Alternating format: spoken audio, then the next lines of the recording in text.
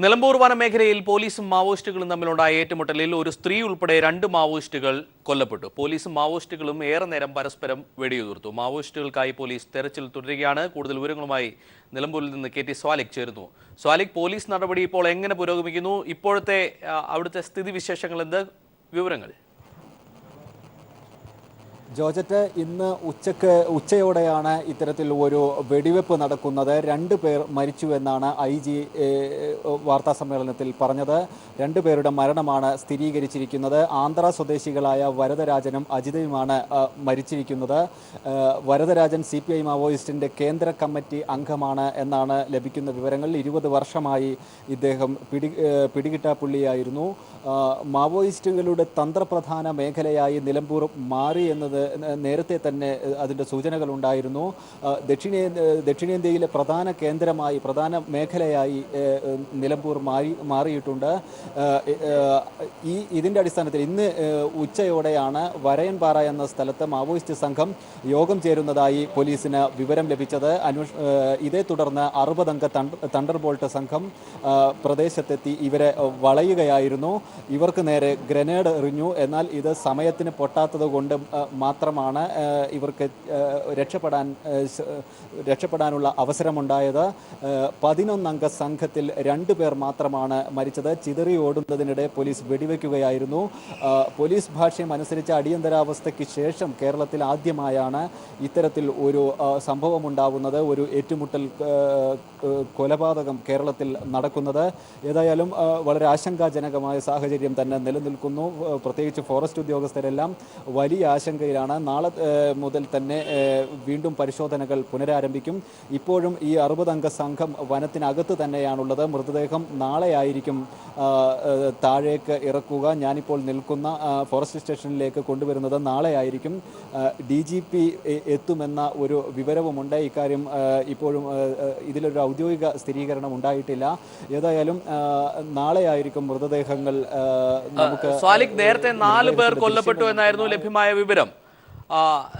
2 പേർ കൊല്ലപ്പെട്ടു എന്നാണ് ഇപ്പോൾ ലഭ്യമാകുന്ന വിവരങ്ങൾ. സ്ഥിരീകരിക്കാവുന്ന വിവരങ്ങൾ എന്താണ്? 2 പേർ മാത്രമാണോ കൊല്ലപ്പെട്ടത്? കൂടുതൽ മാവോയിസ്റ്റുകൾ പോലീസിന്റെ കസ്റ്റഡിയിലുണ്ടോ? അത്തരത്തിലുള്ള വിവരങ്ങൾ. ജോർജറ്റ്, 3 സംഘമായിരുന്നു തിരച്ചിൽ നടത്തിയിരുന്നത്. ചിതറിയോടിയ 4 ഭാഗത്ത് ചിതറിയോടിയവർക്ക് നേരെ വെടിവെക്കുകയായിരുന്നു. ഇതിൽ ഈ സംഘത്തിൽ ഉൾപ്പെട്ടവരിൽ നിന്ന് ലഭിച്ച പ്രാഥമിക വിവരങ്ങളായിരുന്നു 3 പേർ മരിച്ചു എന്നുള്ളത്. പിന്നീട് DGPയും ഇക്കാര്യം പറഞ്ഞിരുന്നു. എന്നാൽ അല്പസമയം മുമ്പ് IG-യുടെ വാർത്താ സമ്മേളനത്തിൽ ഔദ്യോഗിക സ്ഥിരീകരണം ഉണ്ടായിരിക്കുന്നത് 2 പേർ മരിച്ചു എന്നതാണ്. അതുകൊണ്ടാണ് അത്തരത്തിൽ അങ്ങനെ ഒരു നിഗമനത്തിലെത്തിയിരിക്കുന്നത്. ഏതായാലും രാവിലെ ആയിരിക്കും നമുക്ക് ഇക്കാര്യത്തിൽ ഒരു സ്ഥിരീകരണം, ഈ മൃതദേഹത്തിൻ്റെ ദൃശ്യങ്ങൾ ഉൾപ്പെടെ നമുക്ക് നൽകാൻ കഴിയണമെങ്കിൽ രാവിലെ വരെ കാത്തിരിക്കേണ്ടി വരും. ഏതായാലും ഇപ്പോഴും ഈ പ്രദേശത്ത് വലിയ ഒരു ആശങ്കാജനകമായ സാഹചര്യം നിലനിൽക്കുന്നുവെന്ന് വേണം നമുക്ക് പറയാൻ. ജോർജറ്റ്, നേരത്തെ മലപ്പുറം, വയനാട് കാടുകളിലൊക്കെ മാവോയിസ്റ്റുകളും പോലീസും തമ്മിൽ ഏറ്റുമുട്ടലൊക്കെ നടന്നിരുന്നു. പക്ഷേ ഇത്രത്തോളം ഒരു നീക്കം ഇത് ആദ്യമാണ്. ഒരേ സംഘം തന്നെ ആയിരിക്കുമോ ഈ സ്ഥലങ്ങളിലൊക്കെ ഉണ്ടായിരുന്നത്? പോലീസിന്റെ ഭാഗത്തു നിന്നുള്ള വിശദീകരണം എന്താണ്? തീർച്ചയായും ഈ പടുക്ക കോളനിക്ക് തൊട്ടടുത്തു തന്നെയാണ് മുണ്ടക്കടവ് കോളനിയിലും 1 മാസം മുമ്പ് ഇത്തരത്തിലൊരു വെടിവെപ്പ് നടക്കുകയുണ്ടായി. പലതവണ ചെറിയ തോതിലുള്ള സംഘർഷങ്ങളും മറ്റും നേരിട്ട് ഏറ്റുമുട്ടലുകളുടെ സൂചനകൾ പോലീസ് നമുക്ക് നൽകിയിരുന്നു. നാട്ടുകാരും ഇക്കാര്യം സ്ഥിരീകരിച്ചിരുന്നു. മാവോയിസ്റ്റ് സാന്നിധ്യമുണ്ടെന്ന് നാട്ടുകാർ എപ്പോഴും പറയുന്ന ഒരു മേഖല കൂടിയാണിത്. അതുകൊണ്ട് തന്നെ വലിയ സുരക്ഷാ നിരീക്ഷണങ്ങളും ജാഗ്രതയും ഈ ഭാഗത്ത് ഉണ്ടായിരുന്നു. തണ്ടർബോൾട്ടിൻ്റെ ഒരു സംഘം പോത്തുകല്ല് കേന്ദ്രീകരിച്ച് ഇവിടെ സ്ഥിരമായുണ്ട്. അതുകൊണ്ട് തന്നെ ഇത്തരത്തിൽ ഒരു സംഘത്തിൻ്റെ സാന്നിധ്യം ഉണ്ടെന്ന വിവരം ലഭിച്ചതിനെ തുടർന്ന് ജില്ലാ പോലീസ് മേധാവിയുടെ നേതൃത്വത്തിൽ തന്നെയാണ് ഇന്ന് ഒരു ഓപ്പറേഷൻ നടന്നത്. ഏറ്റുമുട്ടൽ ഉണ്ടാവുന്നത് 2 പേർ കൊല്ലപ്പെടുന്ന സാഹചര്യത്തിലേക്ക് നീങ്ങിയത്. സ്വാലിക്, തെരച്ചിൽ തുടരേണ്ട സാഹചര്യമാണ് നിലവിലുള്ളത്. ഒപ്പം തന്നെ കൊല്ലപ്പെട്ടവരുടെ മൃതദേഹങ്ങൾ നാട്ടിലെത്തിക്കേണ്ട സ്ഥിതിവിശേഷവുമുണ്ട്. പോലീസുകാർക്ക് പരിക്കേറ്റിട്ടുണ്ടോ? പോലീസിന്റെ നാളത്തെ നീക്കങ്ങൾ എങ്ങനെയായിരിക്കും? ജോർജറ്റ്, നിസ്സാര പരിക്കുകൾ 2 പോലീസുകാർക്കുമുണ്ട് എന്നാണ് പറയുന്നത്. എന്നാൽ ഇത് കാര്യമാക്കാനില്ല എന്നാണ് കരുതുന്നത്. ഇതുവരെ ഉച്ചയ്ക്കാണ് സംഭവം നടന്നതെങ്കിലും ഇതുവരെ അവരെ പോലും താഴേക്ക് കൊണ്ടുവന്നിട്ടില്ല. ഈ ഓപ്പറേഷനിൽ പങ്കെടുത്ത മുഴുവൻ പേരും ഇപ്പോൾ വനത്തിനകത്ത് തന്നെ നിൽക്കുകയാണ്. നാളെ ആയിരിക്കും ഇവർ താഴേക്ക് വരുന്നത്. വീണ്ടും ഈ സംഘത്തിൽ ഉൾപ്പെട്ട മറ്റുള്ളവർക്ക് വേണ്ടിയുള്ള തെരച്ചിൽ നാളെ വീണ്ടും ആരംഭിക്കും. ഇത് ഫോറസ്റ്റും തണ്ടർബോൾട്ടും അതുപോലെ പോലീസും ചേർന്ന് സംയുക്തമായ തെരച്ചിൽ നാളെ മുതൽ വീണ്ടും ആരംഭിക്കുമെന്നാണ് നമുക്ക് മനസ്സിലാക്കാൻ കഴിയുന്നത്. ഏതായാലും നാളെ ഒരുപക്ഷെ DGP എത്തുമെന്ന് തന്നെയാണ് കരുതുന്നത്. മൃതദേഹങ്ങൾ രാവിലെ 9 മണിയോടെയെങ്കിലും പടുക്ക ഫോറസ്റ്റ് സ്റ്റേഷന് മുമ്പിൽ എത്തുമെന്നാണ് ഇപ്പോൾ ലഭിക്കുന്ന വിവരങ്ങൾ. ജോജൻ, നന്ദി KT സ്വാലിക്ക് ഈ അവസരത്തിൽ റിപ്പോർട്ടുകൾ നൽകിയതിന്. കേരള, തമിഴ്നാട്, കർണാടക സംസ്ഥാനങ്ങളിൽ മാവോയിസ്റ്റ് പ്രവർത്തനങ്ങൾ നടത്തിയ പ്രധാനിയാണ് നിലമ്പൂരിൽ പോലീസ് നടപടിയിൽ കൊല്ലപ്പെട്ടതെന്ന് കേന്ദ്ര ആഭ്യന്തര മന്ത്രാലയം സുരക്ഷാ ഉപദേഷ്ടാവ് K. വിജയകുമാർ പറഞ്ഞു. കൃത്യമായ വിവരത്തിന്റെ അടിസ്ഥാനത്തിലായിരുന്നു നടപടിയെന്നും പോലീസ് നന്നായി പ്രവർത്തിച്ചതായും സംസ്ഥാന പോലീസ് മേധാവി ലോക്നാഥ് ബെഹ്റയും പ്രതികരിച്ചു. പ്രതികരണങ്ങളിലേക്ക്. കേരള, തമിഴ്നാട് ആൻഡ് കർണാടക ബോർഡറിൽ കുറച്ച് സമയമായിട്ട് ഇപ്പോൾ ഒരു ആക്ടിവിറ്റി റിവൈവ് ചെയ്യാൻ ഒരു അറ്റംപ്റ്റ് നടന്നുകൊണ്ടിരിക്കുന്നുണ്ട്. ലാസ്റ്റ് ഒരു 5-6 ഇയേഴ്സ് ആയിട്ട് 2011-12 മുതൽ തുടർന്നുകൊണ്ടാണ്. അതിലൊരു ഇമ്പോർട്ടൻ്റ് ആളാണ് ഇപ്പോൾ ഇന്ന് ഇൻവോൾവ് ആയിരിക്കുന്നത്. So I think it is A very positive action and very well worked out intelligence base ആയിരിക്കുന്ന തോന്നുന്നു. എനിക്ക് ഡീറ്റെയിൽസ് എൻ്റെ അടുത്തില്ല അപ്പോൾ. But I think it's A good development as far the security of the state is concern. പോലീസിൻ്റെ ആൾക്കാർ വളരെ നല്ല രീതിയിൽ മോട്ടിവേറ്റഡ് ആയിട്ട് ചെയ്തിട്ടുണ്ട്. അപ്പോൾ അതിൽ I am very happy about that.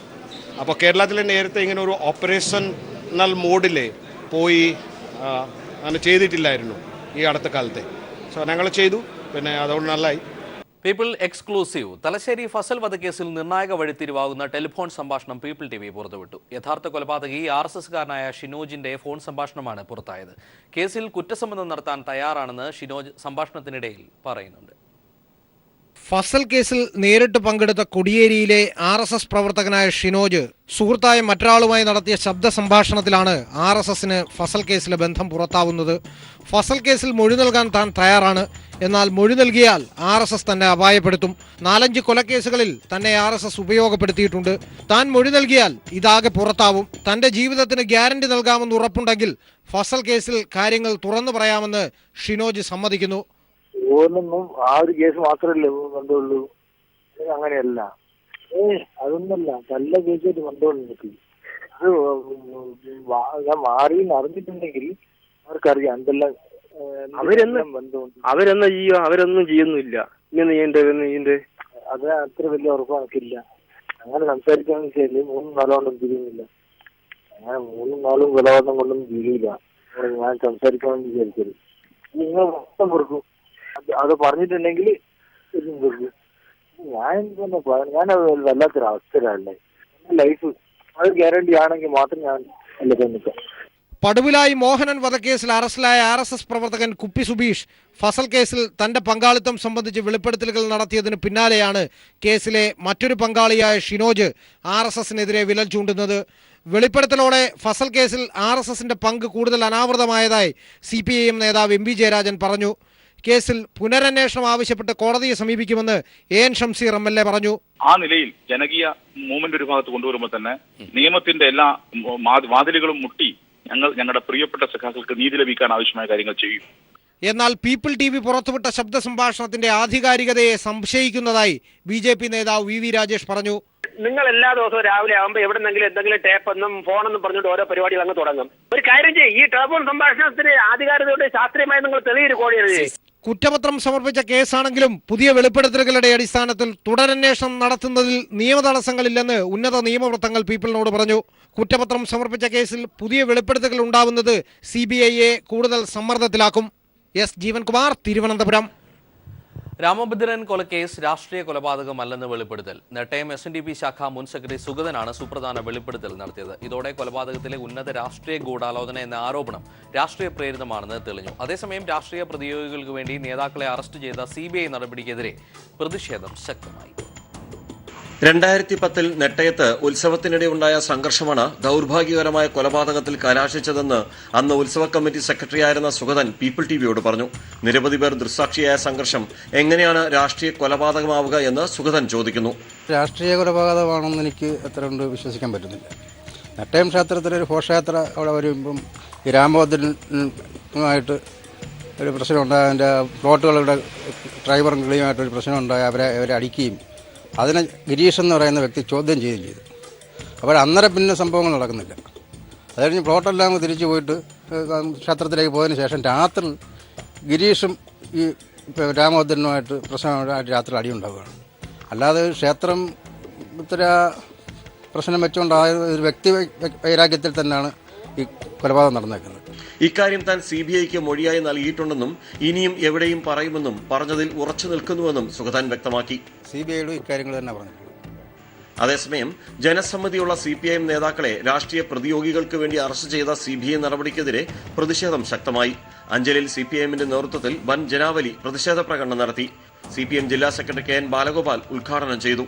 Congress ഭരണകാലത്ത് തന്നെ CPIM നേതാക്കളെ കേസിൽ കൊടുക്കണമെന്നാവശ്യപ്പെട്ട് അന്നത്തെ ആഭ്യന്തരമന്ത്രിയായിരുന്ന തിരുവഞ്ചൂർ രാധാകൃഷ്ണന് കടവൂർ ശിവദാസൻ നൽകിയ കത്ത് പുറത്തായതോടെയാണ് വ്യക്തിവൈരാഗ്യത്തിന്റെ പേരിൽ നടന്ന കൊലപാതകത്തെ രാഷ്ട്രീയ കൊലപാതകമാക്കി മാറ്റാനുള്ള നീക്കം നടന്നുവെന്ന് വ്യക്തമായത്. രാജ്കുമാർ, ന്യൂസ് ബ്യൂറോ, കൊല്ലം.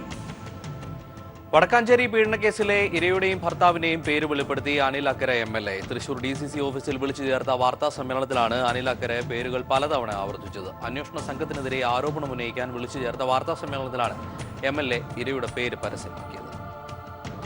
DCC പ്രസിഡന്റ് PA മാധവന്റെ നേതൃത്വത്തിൽ തൃശൂർ കോൺഗ്രസ് ജില്ലാ കമ്മിറ്റി ഓഫീസിൽ വിളിച്ചു ചേർത്ത വാർത്താ സമ്മേളനത്തിലാണ് അനിൽ അക്കര MLA പീഡനത്തിന് ഇരയായ വീട്ടമ്മയുടെ പേര് പരസ്യമാക്കിയത്. 1 മണിക്കൂർ നീണ്ട വാർത്താ സമ്മേളനത്തിൽ ഇരയുടെയും ഭർത്താവിന്റെയും പേര് അനിലക്കര നിരവധി തവണ ആവർത്തിച്ചു. കേസിൽ ആരോപണ വിധേയരായ കൌൺസിലർ ജയന്തൻ അടക്കമുള്ളവർ മുഖ്യമന്ത്രിക്ക് നൽകിയ പരാതിയെക്കുറിച്ച് സംസാരിക്കവെയാണ് ആദ്യ തവണ MLA ഇരയുടെ പേര് പരസ്യപ്പെടുത്തിയത്. പരാതിക്കാരി പറയുന്നത് ജയന്തനും കൂട്ടാളികളും നഗ്നരായി കെട്ടിപ്പിടിച്ചു നിൽക്കുന്ന ഒരു കള്ള ഫോട്ടോ ഉണ്ടാക്കി ഫോണിലൂടെ ഫേസ്ബുക്കിൽ പോസ്റ്റിലിട്ടു എന്നാണ്. ഭർത്താവിന്റെ പേരും വെളിപ്പെടുത്തിയ അനിൽ അക്കര തുടർന്നും നിരവധി തവണ ഇത് ആവർത്തിച്ചു. അബദ്ധവശാൽ സംഭവിച്ചതല്ലെന്ന് തെളിയിക്കും വിധം ഇരയുടെ പേര് വീണ്ടും വീണ്ടും അനിൽ അക്കര വെളിപ്പെടുത്തി. ജയന്തന്റെ ബാങ്ക് അക്കൗണ്ട് പരിശോധിച്ചാൽ അല്ലെങ്കിൽ ഇതുമായി ബന്ധപ്പെട്ട പരാതിക്കാരി ജയന്തന്റെ അക്കൗണ്ടിലേക്ക് പണം ട്രാൻസ്ഫർ ചെയ്തിട്ടുണ്ടോ എന്ന് പരിശോധിച്ചാൽ മനസ്സിലാക്കാവുന്നതാണ്. ഇതേ സംഭവത്തിൽ ഇരയുടെ പേര് വെളിപ്പെടുത്തിയെന്ന കേസിൽ K രാധാകൃഷ്ണനെതിരായ നടപടികൾ വൈകിപ്പിക്കുന്നതായി MLA ആരോപിച്ചിരുന്നു. ഇതേ വാർത്താ സമ്മേളനത്തിൽ തന്നെയാണ് MLA ഇരയുടെയും ഭർത്താവിന്റെയും പേര് പലവട്ടം വെളിപ്പെടുത്തിയത്. ഇന്ത്യൻ ശിക്ഷാ നിയമം 228A വകുപ്പ് പ്രകാരം MLAക്കെതിരെ കേസെടുക്കാവുന്ന സാഹചര്യമാണ് നിലനിൽക്കുന്നതെന്ന് നിയമവിദഗ്ധർ അഭിപ്രായപ്പെട്ടു. News bureau, Thrissur. സദാചാരത്തിന്റെ പേരിൽ നടക്കുന്ന ഗുണ്ട ആക്രമണങ്ങൾക്കെതിരെ കാസർഗോഡ് ശക്തമായ പ്രതിഷേധം. കഴിഞ്ഞ ദിവസങ്ങളിൽ ചെർക്കളയിലും ബദിയടുക്കയിലും സദാചാര ഗുണ്ടകൾ ആക്രമണം നടത്തിയിരുന്നു. CPIMന്റെയും DYFIയുടെയും നേതൃത്വത്തിലാണ് ബഹുജനങ്ങളെ അണിനിരത്തിക്കൊണ്ടുള്ള പ്രതിഷേധ പരിപാടികൾ നടന്നത്. സഹപാഠികളായ വിദ്യാർത്ഥിനികൾക്കൊപ്പം ഹോട്ടലിൽ ഭക്ഷണം കഴിച്ചതിന്റെ പേരിലാണ് കാസർഗോഡ് ചെർക്കളയിൽ മുസ്ലിം ലീഗിന്റെ പ്രവർത്തകരായ ഏതാനും പേർ ചേർന്ന് B.Ed വിദ്യാർത്ഥിയും കണ്ണൂർ സർവകലാശാല വിദ്യാർത്ഥി യൂണിയൻ പ്രതിനിധിയുമായ പൃഥ്വിരാജിനെ ഗുരുതരമായി ആക്രമിച്ച് പരിക്കേൽപ്പിച്ചത്. അക്രമികളെ ഇനിയും പിടികൂടാനായിട്ടില്ല. ഈ സംഭവത്തിന് തൊട്ടുപിന്നാലെയാണ് ബൈക്ക് യാത്രികരായ സഹോദരങ്ങളെ ബദിയടുക്കിയിൽ BJP പ്രവർത്തകർ സദാചാരത്തിന്റെ പേരിൽ ആക്രമിച്ചത്. സ്വന്തം സഹോദരിക്കൊപ്പം ബൈക്കിൽ യാത്ര ചെയ്ത യുവാവിനെ മതത്തിന്റെ പേര് ചോദിച്ചാണ് BJP പ്രവർത്തകർ ആക്രമിച്ചത്. എന്നാൽ ഈ 2 അക്രമ സംഭവങ്ങളിലും സദാചാര ഗുണ്ടകളെ തള്ളിപ്പറയാൻ മുസ്ലിം ലീഗും BJPയും തയ്യാറായിട്ടില്ല. അക്രമികളെ ഉടൻ അറസ്റ്റ് ചെയ്യണമെന്നാവശ്യപ്പെട്ട് CPIM നേതൃത്വത്തിൽ ബദിയടുക്ക പോലീസ് സ്റ്റേഷന് മുന്നിൽ പ്രവർത്തകർ പ്രതിഷേധ ധർണ നടത്തി. ചെർക്കളയിൽ DYFI നേതൃത്വത്തിൽ നടന്ന പ്രതിഷേധ യോഗത്തിൽ മുൻ MLA KV കുഞ്ഞിരാമൻ, DYFI ജില്ലാ സെക്രട്ടറി K മണികണ്ഠൻ എന്നിവർ പ്രസംഗിച്ചു. News bureau, Kasaragod. റോഡിൽ വാഹനം ബ്ലോക്കായതിനെ തുടർന്ന് സുവിശേഷകനെ മറ്റൊരു വാഹനത്തിലെത്തിയ 2 പേർ ക്രൂരമർദ്ദനത്തിന് ഇരയാക്കിയതായി പരാതി. കാട്ടാക്കടയിലുള്ള അനാഥാലയത്തിലെ അന്തേവാസിയായ യുവാവിനാണ് മർദ്ദനമേറ്റത്. പ്രതികൾക്കെതിരെ കാട്ടാക്കട പോലീസിൽ പരാതി നൽകിയിട്ടുണ്ട്. നവംബർ 17 കാട്ടാക്കട അമ്പലത്തുംകാലയിൽ വെച്ച് രാത്രി 9 മണിക്കാണ് സംഭവം. കൊറ്റമ്പള്ളിയിൽ നടന്ന കൺവെൻഷന്റെ ഫ്ലെക്സ് ബോർഡുകൾ അഴിച്ചെടുക്കാൻ പിക്കപ്പ് വാനിൽ പോയി തിരികെ വന്ന സ്വതന്ത്രസഭാ സുവിശേഷകൻ ബിനുവിനാണ് മർദ്ദനമേറ്റത്. റോഡിൽ അറ്റകുറ്റപ്പണി നടക്കുന്ന ഭാഗത്ത് വാഹനം ബ്ലോക്കായതിനെ തുടർന്ന് സ്ഥലത്ത് ഓൾട്ടോ കാറിലെത്തിയ വ്യക്തിയും അദ്ദേഹത്തിന്റെ മകനും പ്രകോപിതരായി മർദ്ദിക്കുകയായിരുന്നുവെന്ന് പരാതിക്കാരനായ ബിനു ഡെന്നിസൺ പറഞ്ഞു. ഈ ഓട്ടോക്കാരനെ തുടർന്ന് ചേട്ടാ വണ്ടി അല്പം ഒന്ന് ബാക്കിലോട്ട് നീക്കി തരാമോ, ഞങ്ങൾക്ക് ഒന്ന് സാധനം കൊണ്ട് പോകാനാണെന്ന് പറഞ്ഞു. അപ്പോൾ അദ്ദേഹം സ്വാഭാവികമായിട്ട് പറഞ്ഞു, മോനെ ബാക്കിൽ ഒരു ഓൾട്ടോ കാർ എടുപ്പുണ്ട്, ആ കാറുകാരൻ്റെ അടുത്ത് പറയുകയാണെങ്കിൽ ആ കാറ് അല്പം ബാക്കിലോട്ട് നീക്കി കഴിഞ്ഞാൽ ഞാൻ നീക്കി തരാമെന്ന് പറഞ്ഞു. അങ്ങനെ ഞാൻ സ്വാഭാവികമായിട്ട് കാറുകാരനോട് പോയി പറഞ്ഞു, ചേട്ടാ വണ്ടി അല്പം നീക്കാവെന്ന് ചോദിച്ചപ്പോൾ പുള്ളി എൻ്റെ അടുത്ത് ചോദിച്ചു, നീ ആരാടാ, നീ എവിടെ നിന്നാണ് വരുന്നത്, നീ ആരാ, നിനക്ക് എന്നാ കാര്യം എൻ്റെ അടുത്ത് വണ്ടി എടുത്ത് മാറ്റാൻ പറയാൻ എന്ന് പറഞ്ഞിട്ട് അദ്ദേഹം എന്നെ ലാസ്റ്റ് കുറേ അസഭ്യം എന്നെ അത്യം വിളിച്ചു. എന്നെ ചീച്ച വിളിച്ചുകൊണ്ട് ഞാൻ പയ്യെ മുന്നോട്ട് എൻ്റെ വണ്ടിയിലോട്ട് നടന്നു വരുന്ന സമയത്ത് തന്നെ പെട്ടെന്ന് പ്രതീക്ഷിക്കാതെ ബാക്കിൽ കൂടെ വന്ന് എൻ്റെ വലത് ചെവിക്ക് നല്ലതായിട്ട് അടിച്ചായിരുന്നു. അപ്പോൾ അടിച്ചാൽ തന്നെ എൻ്റെ വലത് ചെവി അടിച്ചു, എൻ്റെ പുറത്തെ കംപ്ലീറ്റ് അടിച്ചു. അങ്ങനെ ഇരിക്കുമ്പോൾ എനിക്ക് പിന്നെ അടി കൊണ്ടുകൊണ്ട് പിന്നെ ഒരു വല്ലാണ്ട് ഒരു ഇതായിപ്പോയി, കാരണം എനിക്ക് ഒരു ഷേക്കായിപ്പോയി. അങ്ങനെ തിരിച്ച് വീണ്ടും ഞാൻ മുന്നോട്ട് നടക്കുമ്പോൾ തന്നെ തിരിച്ച് അയാളുടെ മകനും വന്നു, വണ്ടിക്കകത്ത് ഇരുന്ന അയാളുടെ മകനും വന്ന് എന്നെ കൈക്ക് പിടിച്ചിട്ട് അദ്ദേഹം എന്നെ മുട്ടുകാലി കയറ്റി വയലിൽ ചവിട്ടാനും എൻ്റെ ദേഹത്ത് നെഞ്ചിലേക്ക് ഇടിക്കാനൊക്കെ ഒത്തിരി ഭയങ്കര പ്രഷറായിരുന്നു. മർദ്ദനത്തിൽ ഗുരുതരമായി പരിക്കേറ്റ ബിനു ഡെന്നിസൺ കാട്ടാക്കട ഗവൺമെന്റ് ആശുപത്രിയിൽ ചികിത്സ തേടിയിരുന്നു. എന്നാൽ കേൾവിശക്തി തകരാറിലായതോടെ ഡോക്ടർമാരുടെ നിർദ്ദേശപ്രകാരം മെഡിക്കൽ കോളേജിൽ വിദഗ്ധ ചികിത്സ തേടി. ഓൾട്ടോ കാറിലുണ്ടായിരുന്ന ഹരിചന്ദ്രദാസ്, മകൻ അഖിൽ എന്നിവർക്കെതിരെ ബിനു കാട്ടാക്കട പോലീസിൽ പരാതി നൽകിയിട്ടുണ്ട്. കുറ്റക്കാർക്കെതിരെ നടപടി സ്വീകരിക്കണമെന്നാവശ്യപ്പെട്ട് ജയ് മസീദ് സംഘ് എന്ന സംഘടനയുടെ നേതൃത്വത്തിൽ മനുഷ്യാവകാശ പ്രവർത്തകരും രംഗത്തെത്തിയിട്ടുണ്ട്. News bureau, Thiruvananthapuram. Kasaragod Cheruvathur Vijaya bank കവർച്ചാ കേസിൽ കുറ്റക്കാരായി കണ്ടെത്തിയ മുഴുവൻ പ്രതികൾക്കും പരമാവധി ശിക്ഷ കോടതിയിൽ നിന്നും വാങ്ങിക്കൊടുക്കാൻ സാധിച്ചത് കേസ് അന്വേഷണം മികച്ച നിലയിൽ നടത്തിയ പോലീസ് ടീമിന്റെ മികവാണ്. കാസർഗോഡ് DDPയുടെ നേതൃത്വത്തിൽ പ്രോസിക്യൂഷൻ കാണിച്ച ജാഗ്രതയും ആസൂത്രണവും പഴുതടച്ചുള്ള അന്വേഷണവും പ്രതികൾക്ക് ശിക്ഷ ഉറപ്പാക്കാൻ സഹായകരമായി.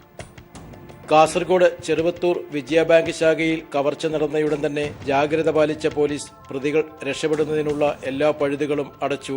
എന്നാൽ ഒരു തെളിവും അവശേഷിപ്പിക്കാതെയാണ് പ്രതികൾ രക്ഷപ്പെട്ടത്. ഒന്നാം പ്രതിയും കുടക് സ്വദേശിയുമായ സുലൈമാന് സംഭവിച്ച അബദ്ധമാണ് കേസിന് തുമ്പുണ്ടാക്കാൻ പോലീസിനെ സഹായിച്ചത്. ചെറുവത്തൂർ വിജയ ബാങ്ക് കവർച്ചയ്ക്ക് വേണ്ടി മാത്രം സംഘം വ്യാജ തിരിച്ചറിയൽ കാർഡ് ഉപയോഗിച്ച് 3 സിമ്മുകൾ കൊടുവള്ളിയിൽ നിന്നും സംഘടിപ്പിച്ചിരുന്നു. ഇതിൽ ഒരു സിം സുലൈമാൻ ഉപയോഗിച്ചു.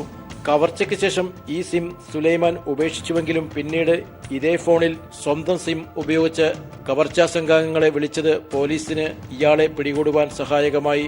നേരത്തെ സുലൈമാൻ ഉപേക്ഷിച്ച സിം ഉപയോഗിച്ച ഫോണിന്റെ IMEI നമ്പർ പോലീസിന് ലഭിച്ചിരുന്നു. ഇതേ ഫോണിൽ സ്വന്തം സിം ഉപയോഗിച്ചതോടെ സുലൈമാന്റെ യഥാർത്ഥ വിലാസം പോലീസിന് ലഭിച്ചു. സുലൈമാന്റെ ഒറിജിനൽ തിരിച്ചറിയൽ കാർഡ് ഇതോടെ പോലീസിന് ലഭ്യമായി. സുലൈമാനെ കസ്റ്റഡിയിലെടുത്തതോടെ മറ്റു പ്രതികളും വലയിലായി. പിന്നീട് നടത്തിയ ചിട്ടയായ അന്വേഷണം പ്രതികൾക്ക് പരമാവധി ശിക്ഷ വാങ്ങിക്കൊടുക്കുന്നതിന് സാധിച്ചു.